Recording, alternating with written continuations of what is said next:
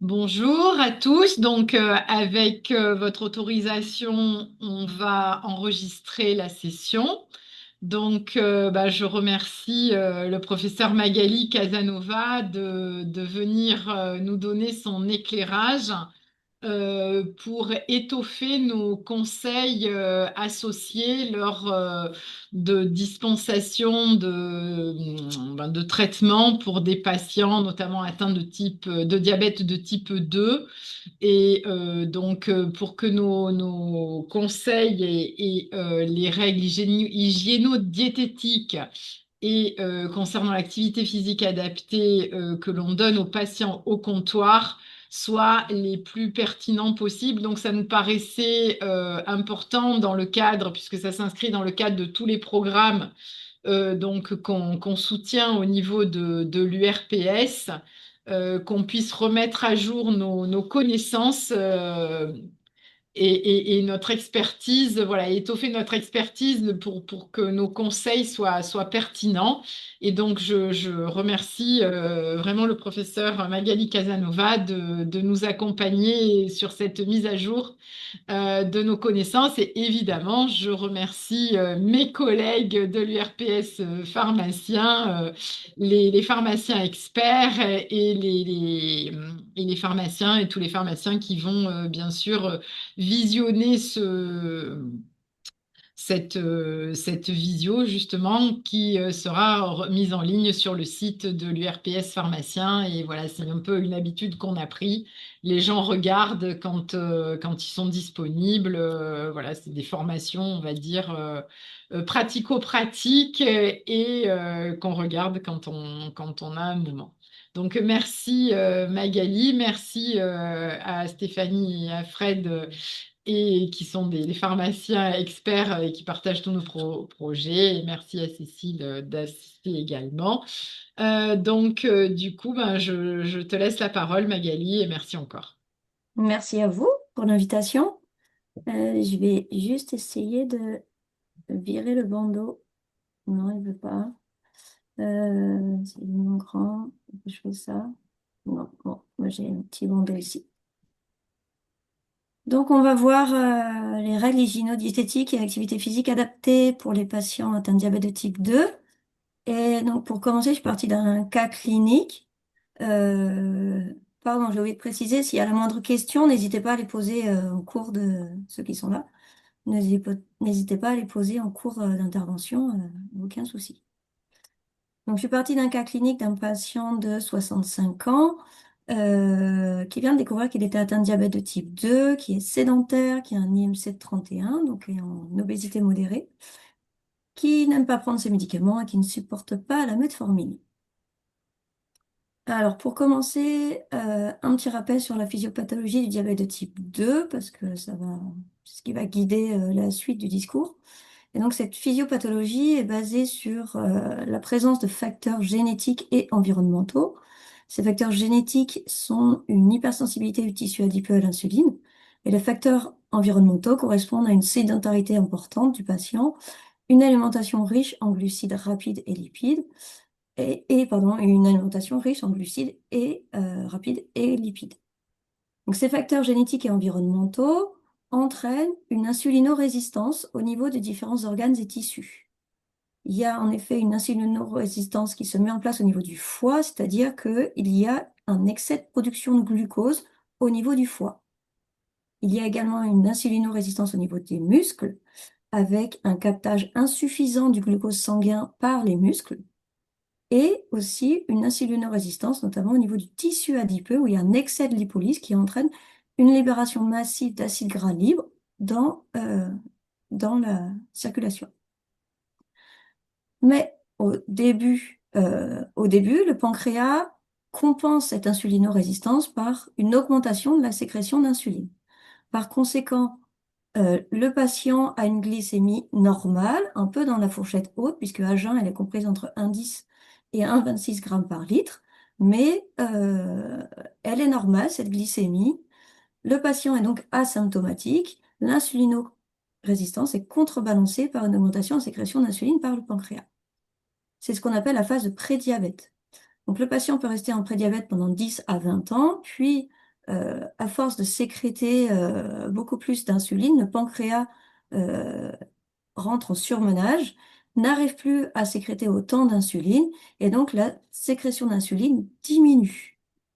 Dans ce cas, la diminution de la sécrétion d'insuline va exacerber les symptômes d'insulinorésistance au niveau du foie, du muscle et du tissu adipeux. Par conséquent, le patient va présenter une hyperglycémie, c'est-à-dire une glycémie à jeun supérieure à 1,26 g par litre. Il est donc en diabète de type 2. À ce diabète de type 2 sont associés différents facteurs tels qu'un surpoids, une distribution abdominale des graisses, une dyslipidémie et une hypertension artérielle. Alors, le diabète de type 2 entraîne un très grand risque de complications cardiovasculaires. Alors, des complications cardiovasculaires qui sont, pardon, des microangiopathies et des macroangiopathies. Pour commencer avec les microangiopathies, en fait, l'hyperglycémie chronique des patients atteints de diabète de type 2 entraîne une atteinte des vaisseaux de la microcirculation sanguine. Autrement dit, la paroi des vaisseaux sanguins s'épaissit, et si ça touche les vaisseaux de la rétine, ça va entraîner une rétinopathie diabétique. Il y a une photo qui est ici montrée, j'ai pris un schéma, où on voit au niveau de la rétine des patients atteints de diabète de type 2 qui ont des complications au niveau de la rétine, des hémorragies, des anévrismes, des nodules cotonneux qui sont une accumulation de protéines, d'hormones, etc. Au niveau de la rétine, des exudats, une croissance anormale des vaisseaux sanguins, etc. Et cette rétinopathie diabétique peut entraîner la cécité du patient. Si ce sont les vaisseaux de la microcirculation rénale qui sont touchés, ça va entraîner une néphropathie diabétique, à l'origine potentiellement d'une insuffisance rénale chez le patient. Et enfin, si ça touche les vaisseaux, les micro-vaisseaux du système nerveux, associés au système nerveux, ça va entraîner une neuropathie diabétique avec la complication que vous connaissez bien, le pied du diabétique, qui entraîne, donc, vous le savez, une perte de sensibilité au niveau des pieds, des difficultés de cicatrisation et une possibilité de plaie profonde qui passe souvent inaperçue puisqu'il y a une absence de douleur. Les plaies profondes aux pieds, c'est ce qu'on appelle les mal perforants plantaires, comme vous avez sur la photo ici. Le diabète de type 2 peut entraîner également un risque de complications cardiovasculaires au niveau des macro-vaisseaux, ce qu'on appelle une macroangiopathie. Plus précisément, le diabète de type 2 peut entraîner la formation de plaques d'athérome, ce qu'on appelle l'athérosclérose, mais il peut aussi entraîner de l'artériosclérose, c'est-à-dire une dégénérescence, une sclérose de la média de l'artère, ce qui va entraîner un risque accru d'accidents vasculaires cérébraux, d'une ischémie myocardique ou alors d'une artérite des membres inférieurs. Par conséquent, ces patients atteints de diabète de type 2 doivent avoir une évaluation médicale au moins une fois par an pour évaluer les facteurs de risque cardiovasculaire. J'ai remis un schéma qui remontre les différentes conséquences d'une hyperglycémie mal contrôlée au niveau de l'œil avec le risque de cécité que j'ai cité, au niveau du système nerveux avec des douleurs qui apparaissent, un défaut de sensibilité qui peut entraîner l'apparition de malperforants plantaires au niveau des membres inférieurs, des complications au niveau du cœur éventuellement, avec un risque d'infarctus qui est 3 fois plus élevé chez les patients diabétiques que chez les patients non diabétiques, un risque d'insuffisance rénale et un risque d'artériopathie, notamment l'AOMI, l'artériopathie obstructive des membres inférieurs, chez les patients atteints de diabète de type 2, ce qui peut mener, si ce n'est pas pris en charge rapidement, à une amputation éventuellement du membre inférieur. Pour le traitement du diabète de type 2, l'objectif est donc d'éviter le pic du glycémie et de limiter les facteurs associés pour éviter les complications qui viennent d'être citées.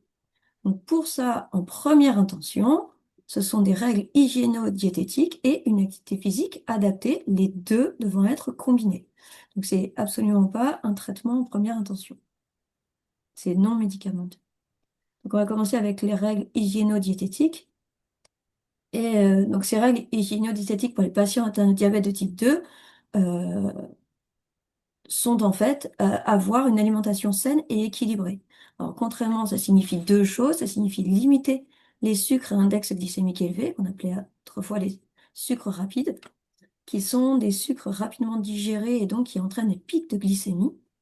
Et donc, limiter les sucres à index glycémique élevé va permettre de mieux contrôler la glycémie chez le patient atteint de diabète de type 2. D'autre part, le patient atteint de diabète de type 2 doit diminuer les apports en matière grasse, ce qui va permettre de faciliter la perte de poids et de limiter les risques de maladies cardiovasculaires. Alors, euh, les règles à respecter en ce qui concerne l'alimentation, c'est d'avoir 3 repas par jour et éventuellement une collation vers 16 heures. Éviter les grignotages, ne pas sauter de repas surtout. Par contre, aucun aliment n'est interdit. Il faut privilégier la variété, favoriser les plats qui sont faits maison et limiter le sel. De manière un petit peu plus précise, des féculents doivent être pris à chaque repas, des protéines 1 à 2 fois par jour sous forme de viande, de poisson ou d'œufs, avec des poissons 2 fois par semaine. Prendre des produits laitiers 2 fois par jour, prendre 2 produits laitiers par jour plutôt, prendre 2 à 3 fruits par jour, des légumes à volonté, favoriser les aliments riches en fibres alimentaires, notamment les légumes secs, les légumes verts, les fruits ou les céréales complètes, et favoriser les huiles végétales variées, plutôt que les huiles d'origine animale. Enfin, les aliments à limiter, à éviter, donc ils ne sont pas interdits comme c'est marqué au-dessus, mais plutôt à éviter, ce sont les aliments industriels très raffinés et transformés, tels que les viennoiseries ou les sucreries, les plats préparés, les charcuteries, la friture, donc les chips, les feuilletés, les beignets, les aliments panés, et les boissons alcoolisées et les boissons sucrées, comme les sodas, mais aussi les jus de fruits du commerce, qui sont souvent enrichis en sucre. En ce qui concerne le repas type, de manière plus précise, donc l'assiette peut être divisée en parts. Donc un quart de l'assiette correspond aux protéines, viande, poisson, œufs, donc plus précisément à peu près 120 grammes de viande ou de poisson ou d'œufs par jour, par repas, pardon, et 100 grammes de laitage ou 30 grammes de fromage. Un autre quart de l'assiette correspond aux féculents, riz, pâtes, pommes de terre, à peu près 150 grammes, et 60 grammes de pain complet. Puis la moitié de l'assiette, donc le reste, correspond aux légumes qui peuvent être pris à volonté, notamment des légumes verts qui sont riches en fibres. À ça s'ajoute un fruit ou une portion de fruits, c'est-à-dire 80-100 grammes de fruits, et de l'eau à volonté.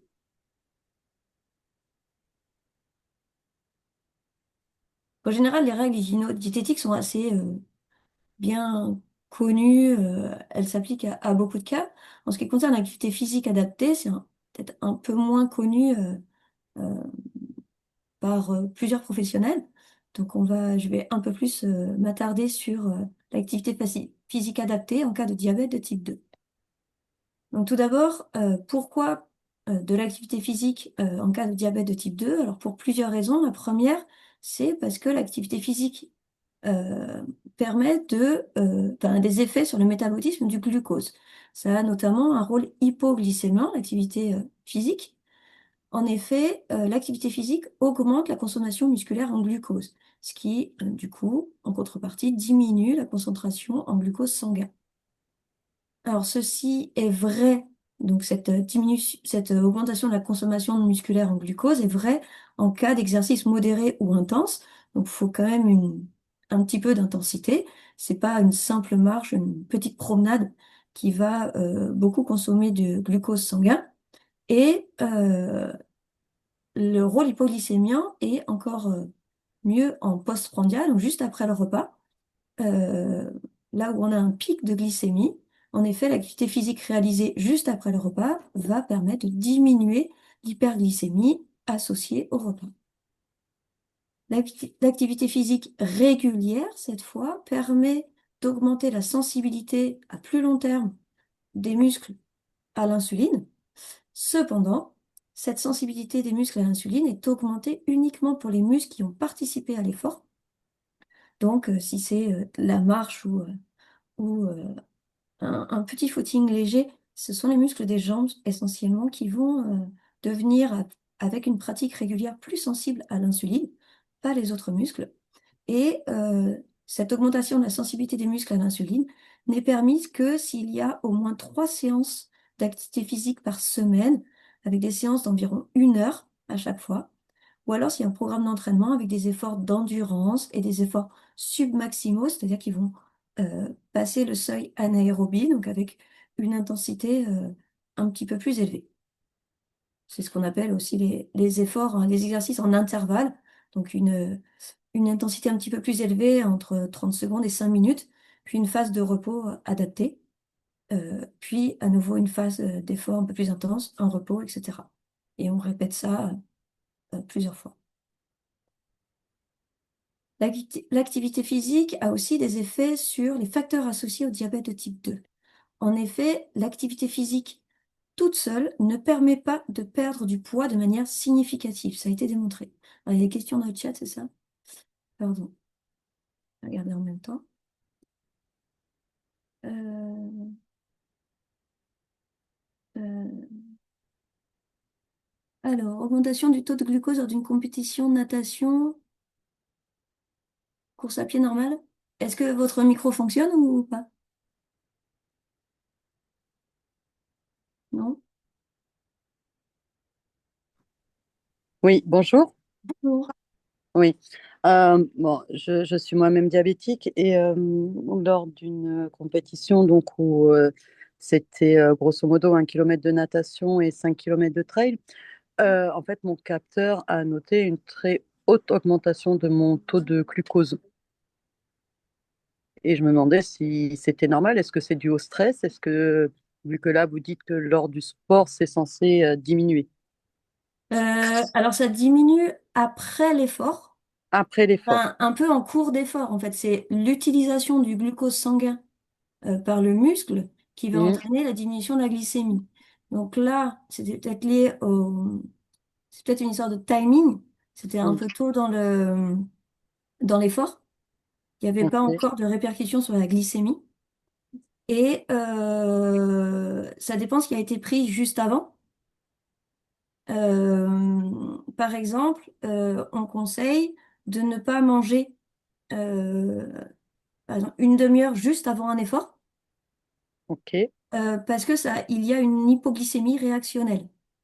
Donc si on prend des sucres rapides, évidemment, une demi-heure avant l'effort, il y a une hypoglycémie réactionnelle qui peut se manifester. Donc il y a des modifications de la glycémie en fonction de ce qu'on a pris et du moment où on l'a pris, juste avant l'effort ou au tout début de l'effort. Donc peut-être que là, il y a eu une hyperglycémie au début. Euh, la glycémie s'est pas encore stabilisée et le sucre sanguin n'a pas encore, le glucose sanguin n'a pas encore été utilisé par les muscles de manière significative. Et du coup, la glycémie n'a pas encore baissé de manière significative. ok. Merci beaucoup. Et de toute façon, elle a dû chuter après. Bien plus tard, en fait. Ouais, voilà. Bien, Ça a mis bien, du bien temps plus avant tard. de se Oui, oui, parce que j'avais quand manifester même dans le... mangé. Effectivement, le départ de la course était sur les coups de 13 heures, donc on avait dû manger vers 11h30. Donc ça, éventuellement, j'étais encore sur la digestion, on va dire, voilà. Mm. Mais elle a mis beaucoup de temps ce jour-là à rediminuer. Ouais. Mais bon, Après, voilà. Il y c'était... a une histoire de timing hmm, aussi. Voilà. ok, merci. De rien. Donc, une activité physique ne permet pas une perte de poids significative si elle est toute seule, elle n'est pas associée aux règles hygiéno-diététiques citées précédemment. Mais liée à un régime alimentaire adapté, comme on l'a vu tout à l'heure, l'activité physique permet de stabiliser et d'amplifier la perte de poids. L'activité physique permet également de diminuer la graisse viscérale, qui est un facteur associé au diabète de type 2, comme on l'a vu. L'activité physique permet d'augmenter les taux de HDL. On estime que chez un sujet entraîné, il y a plus 20 à 30% d'HDL euh, par rapport à un sujet non entraîné. L'activité physique permet également de diminuer les taux de triglycérides et de LDL et ça diminue la tension artérielle au repos et pendant l'effort. Voilà. Voilà. L'activité physique régulière permet donc de contrôler les facteurs de risque cardiovasculaire, la glycémie, la dyslipidémie, l'hypertension artérielle, le surpoids, l'obésité, et ça permet de prévenir les complications du diabète.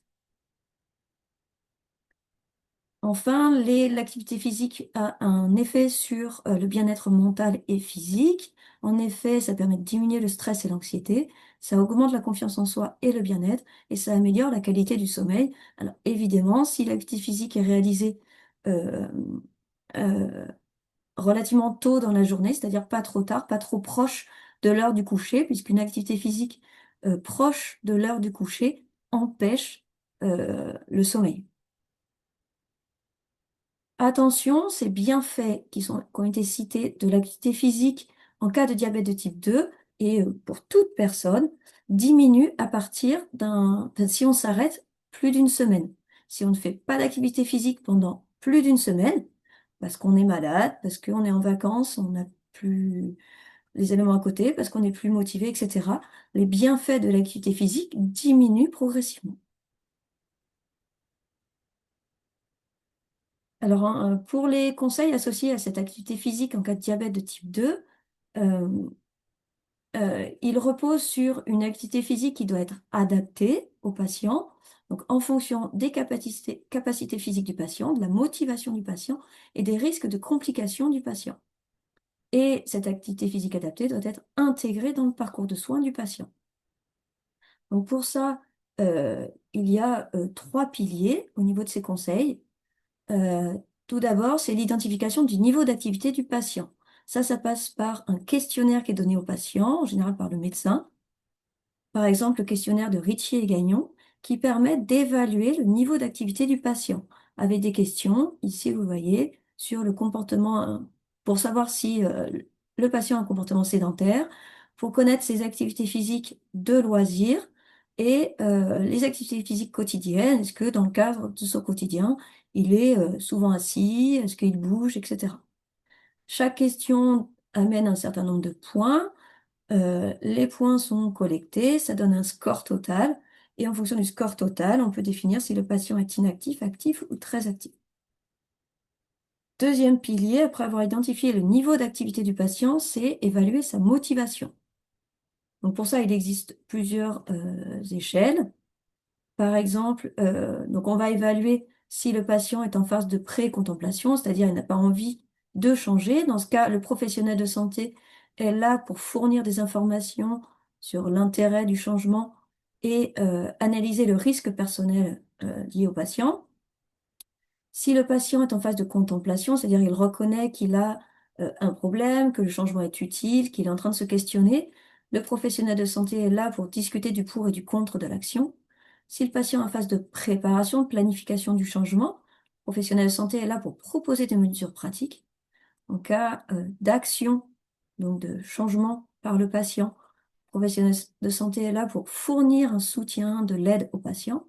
Et euh, quand l'action est avancée par le patient, le professionnel de santé est là pour surveiller, appuyer le patient pour prévenir les rechutes. Rechutes qui peuvent malheureusement arriver et du coup, on revient aux étapes précédemment dites.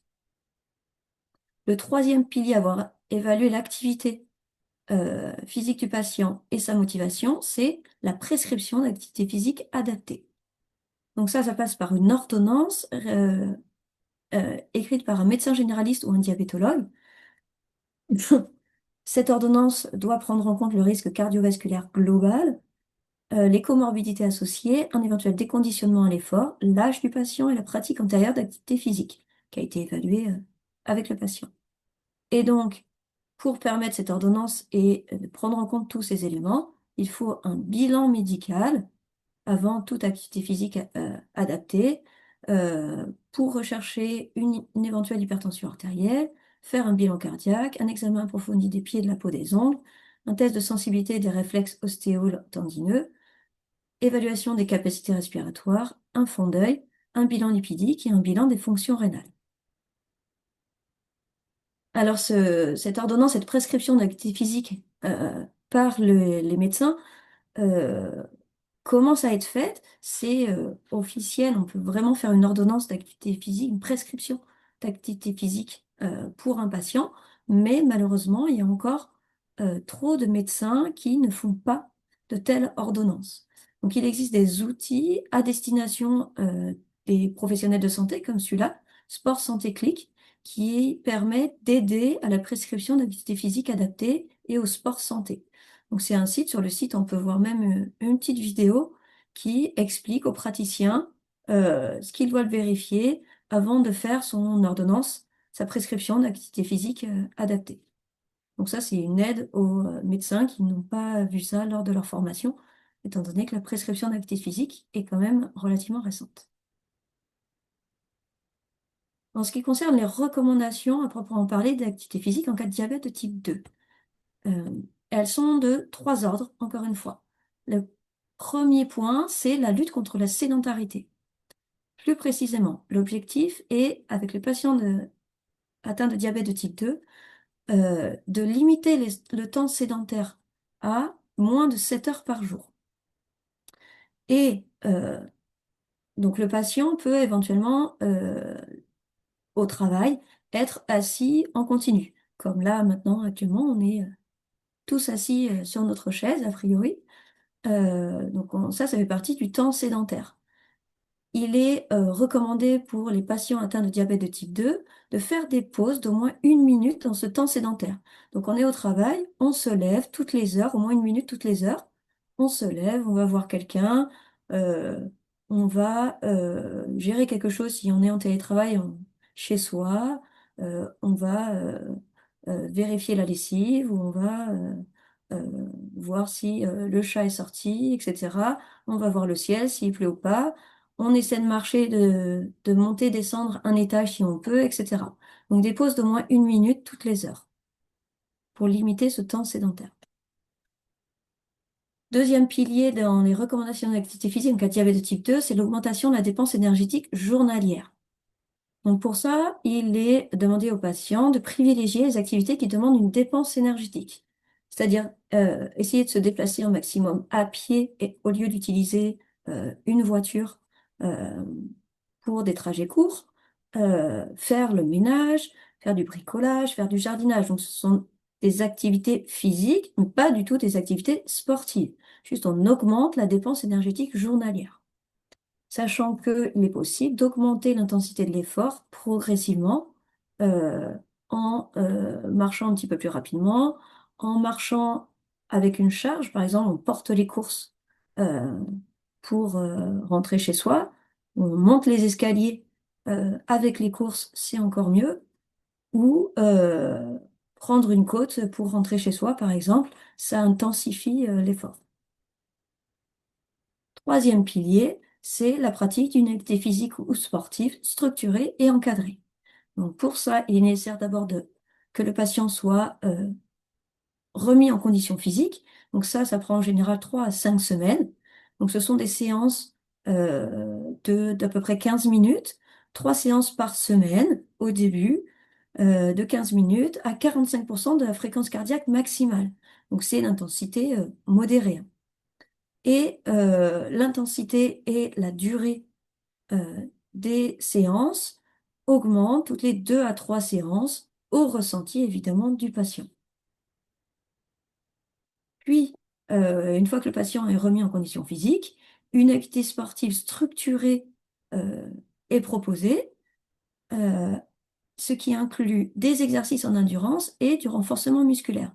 Alors, les exercices en endurance doivent être réalisés pour être bénéfiques au moins 3 fois par semaine, sous forme de séances d'à peu près 50 minutes, ce qui va faire environ au moins 2h30 d'activité sportive par semaine, qui peuvent être de la marche, de la natation, du vélo, du vélo elliptique, du stepper, du longe-côte, etc. Sachant que pour avoir un effet bénéfique, il ne faut pas qu'il y ait moins de 2 jours consécutifs entre deux activités physiques, c'est-à-dire pas plus de 2 jours sans activité physique. Il faut que ces activités physiques soient réalisées de manière à intensité modérée, pardon, c'est-à-dire qu'il soit possible de discuter, ça c'est un bon critère d'évaluation qu'on est à intensité modérée, que c'est pas trop intense, si on arrive à discuter en même temps, et de préférence après le repas pour maximiser les effets hypoglycémiants de l'exercice physique, comme on le disait tout à l'heure. Ces exercices en endurance, au moins 3 fois par semaine, doivent être couplés à des exercices de renforcement musculaire, puisqu'on a montré que la combinaison entre exercice en endurance et renforcement musculaire maximisait les bénéfices de l'activité physique. Donc, ce renforcement musculaire doit être réalisé idéalement 2 à 3 fois par semaine et de manière non consécutive, donc pas 2 jours d'affilée de renforcement musculaire. On alterne entre endurance et renforcement musculaire. Alors, cette activité physique adaptée est réalisée en fonction de la motivation du patient et de la présence ou non d'un déconditionnement à l'effort. Donc, je rappelle que ça a été évalué par un médecin, donc il y a eu une consultation médicale avant. Et donc, cette activité physique adaptée peut se réaliser seule ou en groupe, à domicile ou dans une structure adaptée, avec ou sans professionnel de santé. Donc, seul à domicile, c'est un exemple que vous connaissez. À plusieurs, dans une structure adaptée, il existe désormais les maisons sport santé, comme par exemple à Marseille, euh, au Cama, dans le quartier du Cama, dans le 5e arrondissement, ils ont ouvert à l'automne l'année dernière, donc il y a un an, une maison sport santé qui accueille gratuitement moi c'est pris en charge, en fait, les personnes atteintes de pathologies chroniques euh, qui sont essentiellement des seniors, mais toute personne atteinte de pathologie chronique qui veut réaliser une activité physique adaptée sont accueillies dans des maisons sport santé. Maisons sport santé qui sont gérées essentiellement par des enseignants en activité physique et sportive.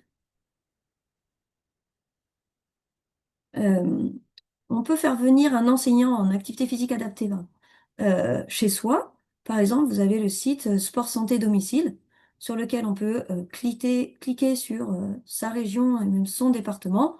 Alors j'ai regardé dans les Bouches-du-Rhône, par exemple, on clique et on voit que Maëva Régnier, qui est enseignante en activité physique adaptée, peut intervenir vers Avignon et ses alentours pour proposer des séances d'activité physique adaptée à domicile. On peut également se rendre dans des cliniques. Ici, j'ai pris un exemple de clinique à Mars, un exemple de clinique.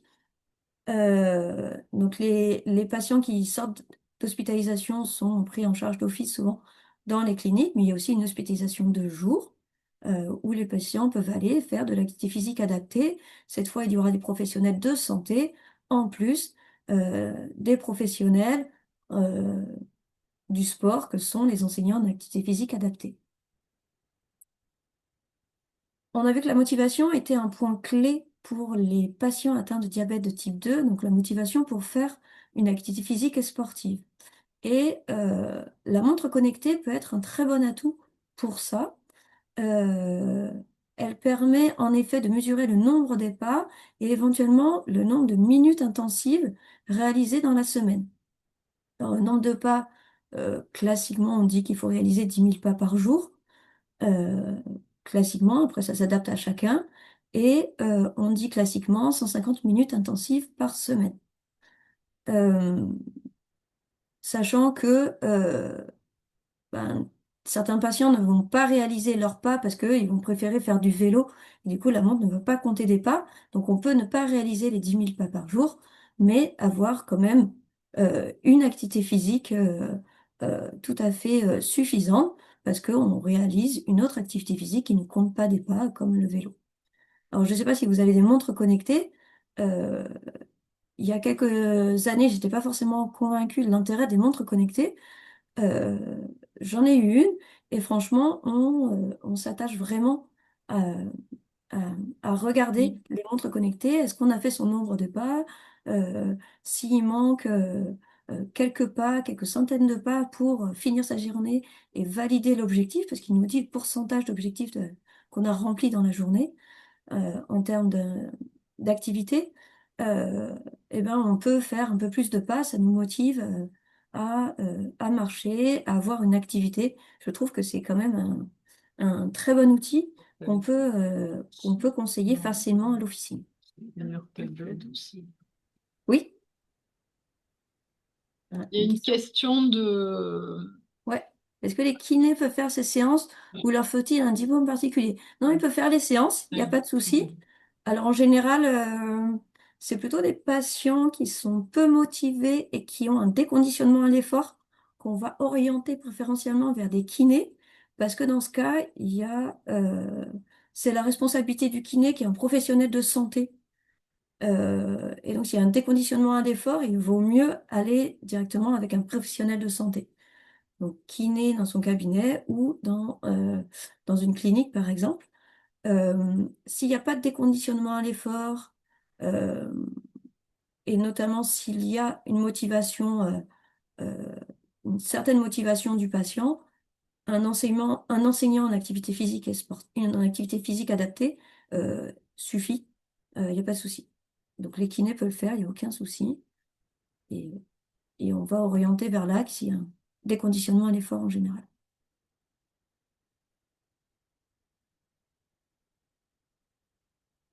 Attention, en cas d'activité physique et de diabète de type 2, il est nécessaire de contrôler sa glycémie 30 minutes avant le début de l'exercice. D'autre part, il est nécessaire d'avoir à disposition lors de l'activité physique de l'eau et des glucides. Et en cas de traitement par insuline, en plus de la prescription d'activité physique adaptée, il est nécessaire d'avoir une éducation thérapeutique avec une adaptation des doses d'insuline et des apports glucidiques en fonction de l'activité physique et sportive, un repérage des signes d'hypoglycémie et la bonne connaissance par le patient des mesures à prendre. Il existe un certain nombre de contre-indications à l'activité physique et sportive en cas de diabète de type 2. C'est si la glycémie est strictement supérieure à 2,5 grammes par litre au début de l'exercice. Ça veut dire que le patient est en hyperglycémie. Ou au contraire, si le patient est en hypoglycémie, donc sa glycémie au début de l'exercice est inférieure à 0,7 grammes par litre. Là, il est fortement, très fortement contre-indiqué de faire une activité physique. En cas de mal perforant plantaire, il est déconseillé de faire une activité physique euh, qui mobilise les membres inférieurs. Par contre, on peut dans ce cas-là tout à fait mobiliser les membres supérieurs, donc aller un petit peu à la salle, euh, soulever des poids, ça, il n'y a pas de souci. Éviter les efforts intenses ou les activités effectuées sans préparation préalable, notamment s'il y a des complications associées au diabète, telles qu'une insuffisance coronarienne, une rétinopathie proliférative ou une hypertension artérielle non contrôlée. Donc surtout une préparation préalable. Pas d'activité physique et sportive s'il y a un risque de traumatisme au niveau du visage. Si jamais il y en a un que on veut absolument faire cette activité, on peut porter des lunettes de protection.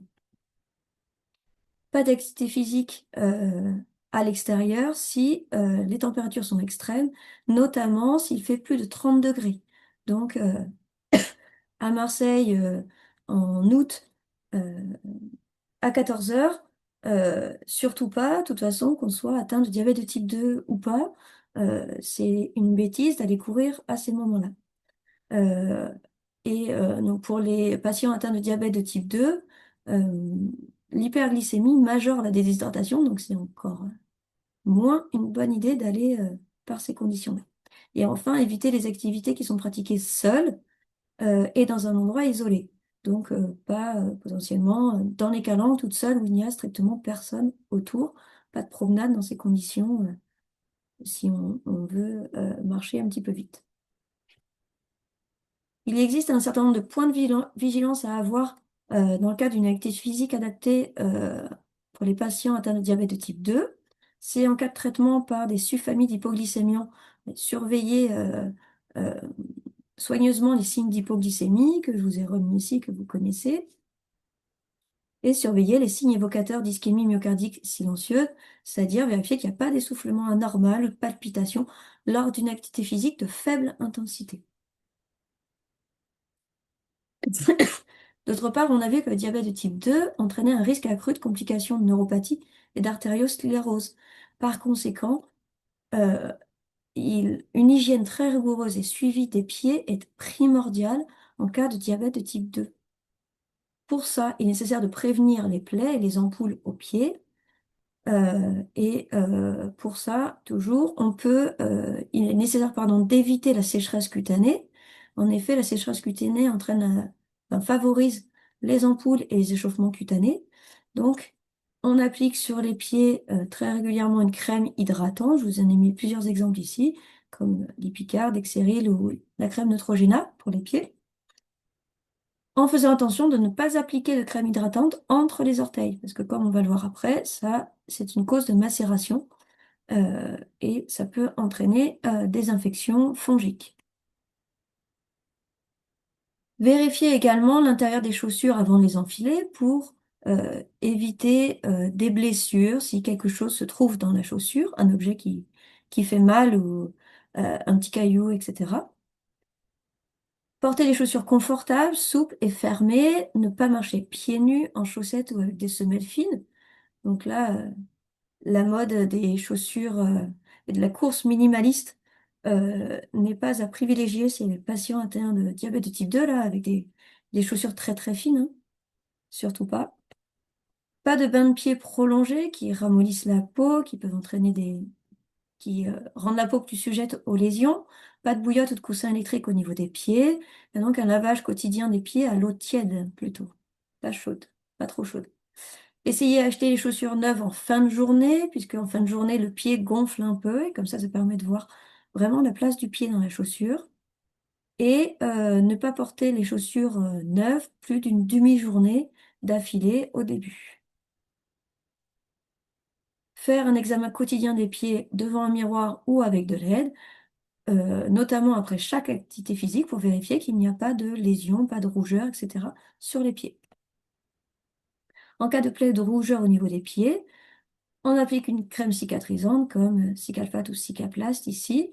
On peut également mettre un doigtier comme Digitube ici, des séparateurs d'orteils, des coussines ou des coussinets Blanter.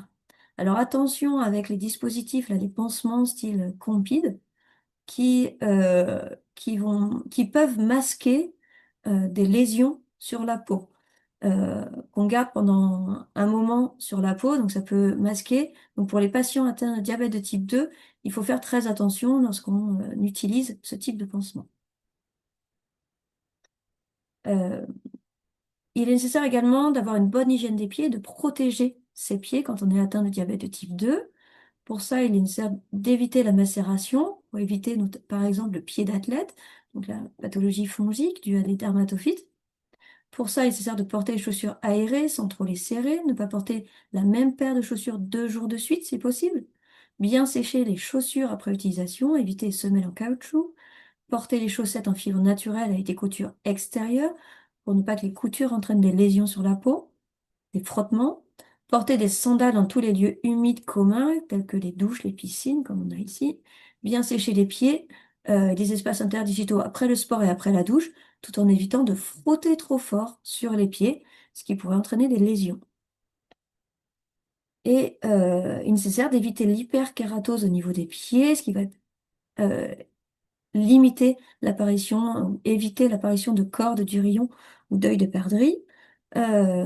Pour éviter l'hyperkératose, on recommande de râper la corde avec une pierre ponce, surtout pas avec une râpe métallique, avec un objet coupant et pas en utilisant un coricide qui sont trop agressifs pour la peau. Et consulter un pédicure podologue en cas de corps ou d'urillon, sachant que, il y a au moins une visite chez le pédicure podologue qui est remboursé euh, par an pour les patients atteints de diabète de type 2. Il est nécessaire en cas d'activité physique pour les patients atteints de diabète de type 2 de bien s'hydrater avant, pendant et après l'effort avec de l'eau par prise fractionnée de 200 millilitres, donc pas toute la bouteille d'un coup, évidemment.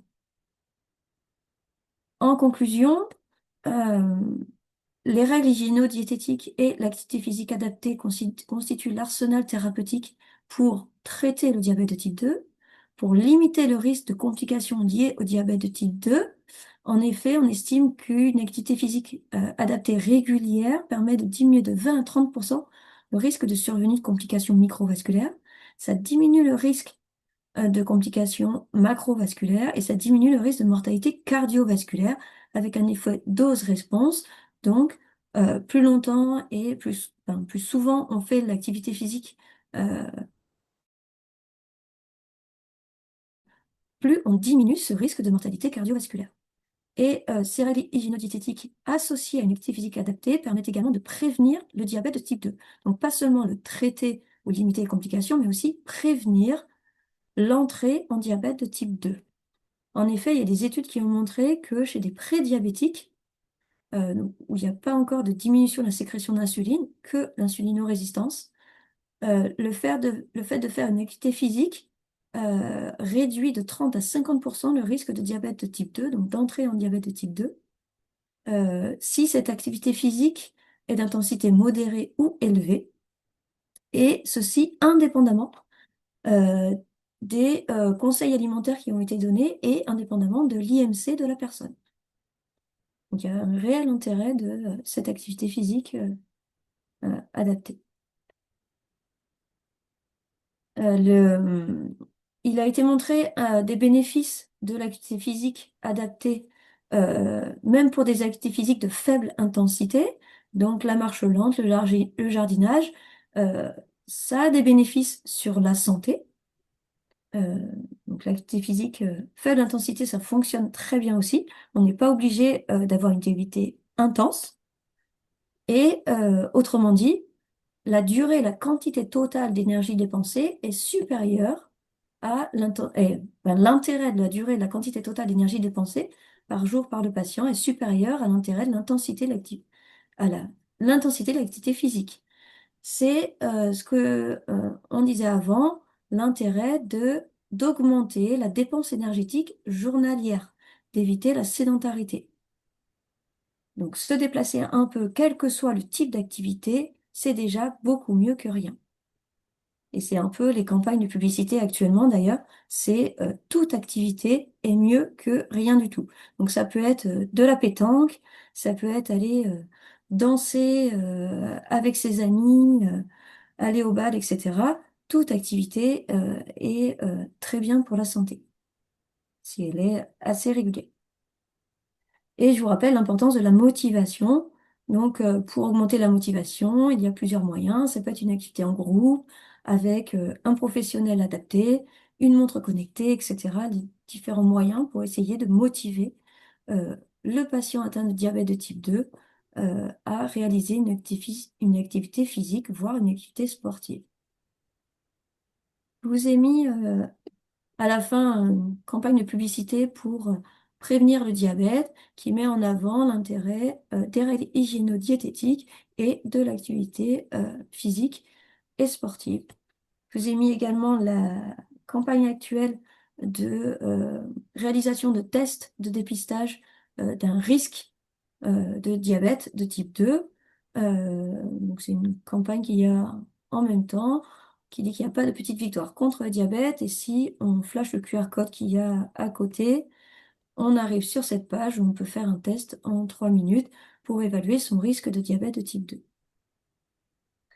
En bilan, pour terminer, juste pour reprendre de manière peut-être un peu plus concrète, pratique, ce que je viens de dire.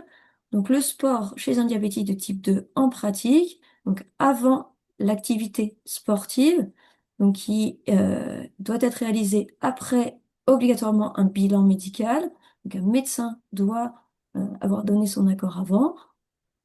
Donc avant l'activité, avant l'entraînement, avant l'épreuve, euh, mesurer sa glycémie 30 minutes juste avant, réaliser cette activité sportive de préférence après les repas pour diminuer les pics d'hyperglycémie, les pics de glycémie liés au repas.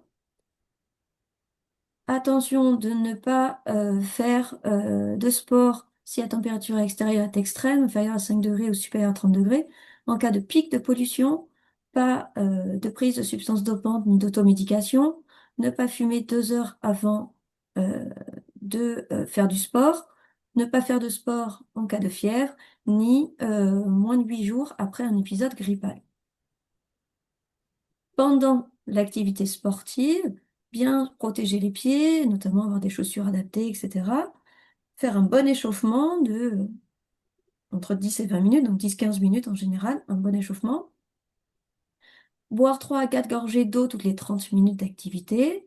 Être avec quelqu'un ou avoir du monde autour, donc on peut sortir, être seul, mais vérifier que il y a du monde autour de soi, avoir des glucides sur soi, faire une activité d'intensité modérée, c'est-à-dire qu'il est possible de discuter en même temps, et réaliser au moins 3 séances de 50 minutes par semaine.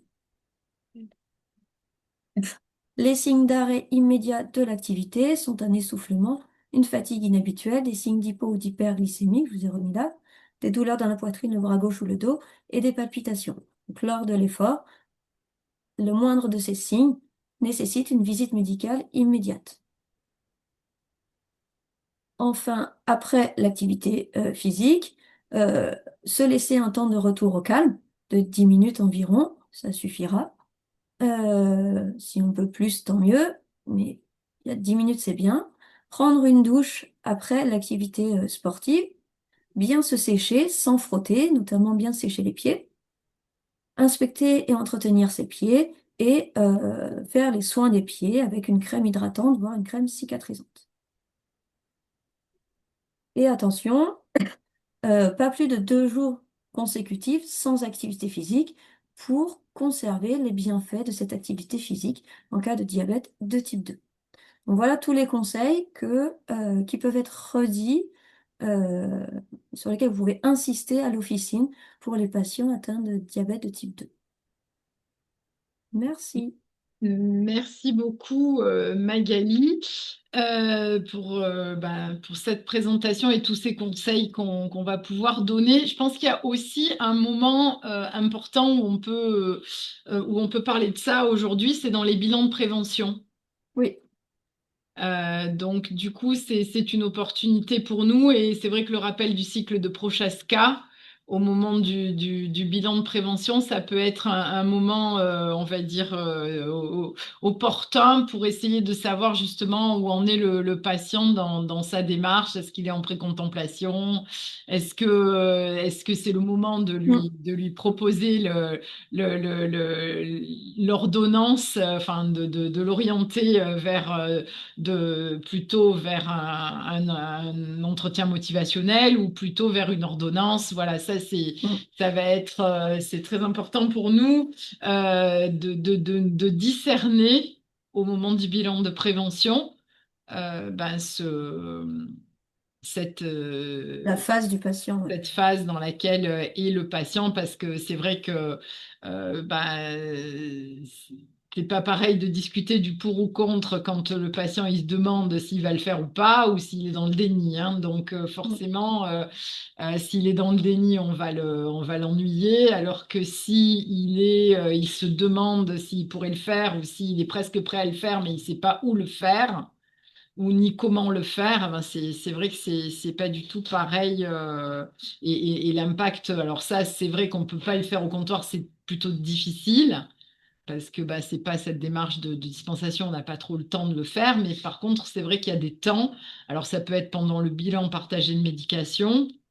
Ou ça peut être pendant le bilan de prévention, notamment pour les gens qui seraient prédiabétiques ou qui auraient des facteurs de risque cardiovasculaire avérés et qui auraient peut-être pas encore Mm. pris la dimension du risque de diabète ou du risque d'aggravation en fait de leur pathologie déjà existante. Donc voilà, je pense que c'était important pour nous qu'on puisse avoir ce rappel et aussi construit et aussi précis Mm. pour Après, accompagner nos patients. ouais, les pharmaciens d'officine ont, je pense, vraiment un vrai rôle à jouer. Les médecins prescrivent encore trop peu l'activité Oui. physique adaptée, même si ça fait partie des demandes et c'est officiel hein, depuis quelques années. Ils le font très peu, donc Eh ben oui, euh, oui, donc c'est il y a important pour vraiment un nous réel intérêt d'orienter. Ouais, que les pharmaciens d'officine soient un vrai relais ouais. entre le patient et les médecins parce que Et c'est est-ce que pas les trop fait. kinés peuvent s'auto-prescrire? Non, pas encore, hein. Que pour certaines choses très définies. Par exemple, je sais que pour une orthèse, par exemple, donc du Ah matériel oui, mais pas pour les séances médical, mais d'activité non, non, physique. Non, pas pas ça. le reste. Et est-ce qu'ils peuvent renouveler? Est-ce que ça se renouvelle, ces ordonnances? Est-ce que le kiné peut renouveler? Je sais qu'ils peuvent renouveler des séances maintenant, hein. Fred, tu me diras si... j'ai raison ou pas, mais je crois qu'ils Ouais. peuvent renouveler dans une certaine mesure. Alors, renouveler la séance, Ouais, la prescription d'activité physique ouais, adaptée, je ne sais pas. C'est ouais. kiné peut le faire. Bon. Mais enfin, en tout cas, nous orienter vers la séance de kiné, enfin, vers le médecin pour qu'il prescrive, Ouais. ça peut être quelque chose et ça peut être d'autant plus suivi si c'est prescrit par un médecin. Et en tout Ouais. cas, la redondance des messages, nous, on peut pas s'en dispenser. C'est-à-dire Mm. que même si le médecin l'a dit, nous, il faut qu'on appuie aussi. Il faut que toutes les personnes qui sont autour du patient puissent Mm. appuyer cette nécessité. Moi, je sais qu'il y a D'ailleurs, m'appliquer à moi-même pour ce week-end. ouais. Je sais qu'il y a des gens qui vont en maison sport santé. Ouais, Ils sont motivés, ils veulent une activité physique adaptée, ils veulent s'y mettre, ils ont besoin d'une structure et tout. eh Et en fait, oui. ils n'ont pas d'ordonnance. Ah Donc, ouais, c'est la maison sport santé qui les réoriente vers. Alors, des fois, il y a des professionnels de santé qui leur font sur place une ordonnance, une prescription d'activité physique adaptée. eh Donc, oui. tellement le généraliste n'y pense pas, Mhm. Oui, oui, oui, oui. ne Bon, le en fait tout pas. cas, oui, nous, on y pensera. Quelqu'un veut rajouter, veut compléter, questionner par rapport à la pratique officinale, hein. Et en tout cas, merci beaucoup pour toutes ces informations et toutes ces précisions. Je pense que c'était important voilà, qu'on ait un cadre bien précis pour pas oublier des choses ou pour Mm. pas. Tu vois, j'ai Voilà. essayé de synthétiser à la fin, Non, non, mais c'est ça, voilà, avoir les la points clés fin, à la fin c'est sous forme de trois super, ouais. diapos. Par exemple, moi, je pense jamais aux pieds, en fait. Ouais, bah, c'est un élément clé. Hmm. Ouais, J'y pense vérifier, avoir de bonnes rarement quand, chaussures, ouais. Hmm. tout ça, les soins des pieds, juste après le sport, c'est Oui, primordial. moi j'ai une petite remarque. Donc, si j'ai bien compris, c'est pour les diabétiques avérés, ces séances. Oui, alors Quelqu'un quand qui est on en est... prédiabète, Ah oui. en fait, il faut Alors, qu'il se débrouille tout seul, quoi, si je puis dire. c'est-à-dire la prescription d'activité physique, Oui, ça m'étonnerait que le médecin le prescrive, en effet. Dans ce cas, ça vient plutôt du patient. Et le patient, en fait, ben, s'il a la motivation, oui. il peut le faire lui-même ou s'accompagner, y aller avec des amis, Mhm. avoir des structures hein, adaptées. Il n'y D'accord. aura pas la prescription, en effet, par le médecin. Mais c'est tout à fait faisable. Après, est-ce que le patient en prédiabète va avoir la motivation nécessaire pour faire l'activité physique? Oui, Euh, par exemple, je connais quelqu'un, enfin, ça me fait penser à quelqu'un qui est motivé pour, etc. Mais c'est vrai que moi, je pense pas du tout à lui dire, ben, avant une activité physique, de mesurer sa glycémie. Parce que Mhm. forcément, il n'est pas encore dans le truc. Voilà, ça sous-entendrait qu'il faut qu'il Oh se non, il n'a pas force. besoin de mesurer sa glycémie s'il est en prédiabète. Là, c'est bon, il n'a pas besoin de la D'accord. mesurer. C'est Les vraiment quand mesures là, c'est c'est en cas de diabète de avéré. type 2, notamment la mesure de la glycémie. Il D'accord. n'a pas d'hyperglycémie s'il est en prédiabète.